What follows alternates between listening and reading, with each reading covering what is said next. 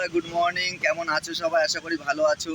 তো বন্ধুরা, আমাকে একজন প্রশ্ন করছে যে তুমি বাইরে আছো, বিদেশে আছো, মোটা টাকা ইনকাম করছো, মাস গেলে মাইনা পাচ্ছ, খুব হ্যাপি আছো।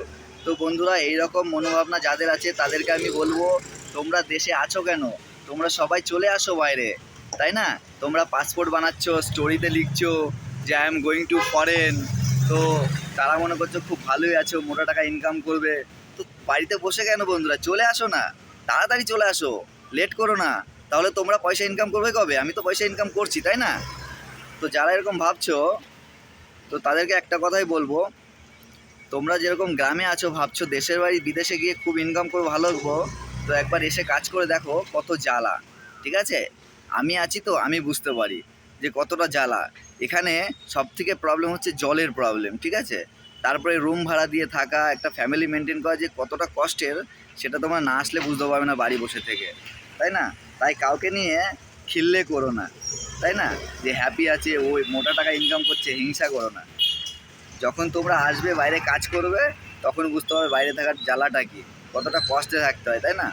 গ্রামে আছো, মা বাবা রান্না করে দিচ্ছে, খাচ্ছো, খুব ভালো আছো, তো ভালো লাগছে না।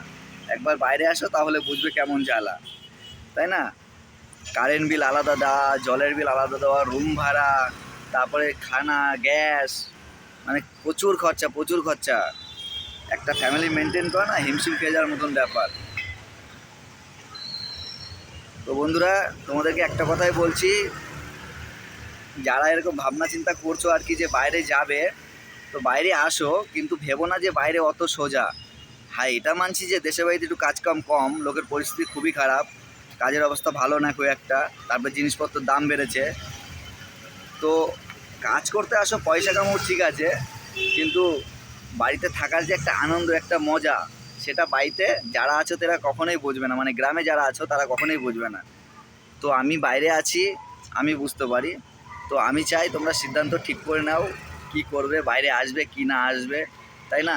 এখানে তো জলের লাইন পড়ে, তারপরে এক একদিন সপ্তাহে জল থাকে না, প্রচুর ঝামেলা, প্রচুর ঝামেলা। মানে বললাম না, তোমরা না আসলে কষ্ট হতো না। তো বন্ধুরা, কারোর প্রতি কেউ হিংসা করো না, ঠিক আছে? যে যেখানে আছে সবাই ভালো থাকুক, ঠিক আছে? যে আমি বাইরে আছি বলে আমি ভালো আছি খুব, এরকম কোনো ব্যাপার নয়। মানে আমিও তোমাদের মতনই একটা মানুষ, আমিও তোমরা যেমন আছো ওরকমই আছি, ঠিক আছে? ইনকাম করছি বলে সব টাকা জমা করতে পারছি এরকম কিন্তু কিছুই না। আমার মাসে রুম ভাড়া দিতে হয় 6,000 টাকা। কত টাকা? 6,000 টাকা রুম ভাড়া দিতে হয়।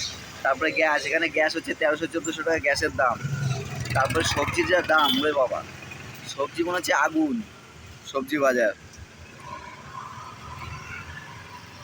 তো বন্ধুরা, যদি ভিডিওটা ভালো লাইক করে দিও। আজকে ভিডিওটা এই পর্যন্ত থাক, দেখা হচ্ছে আগামী ভিডিওতে।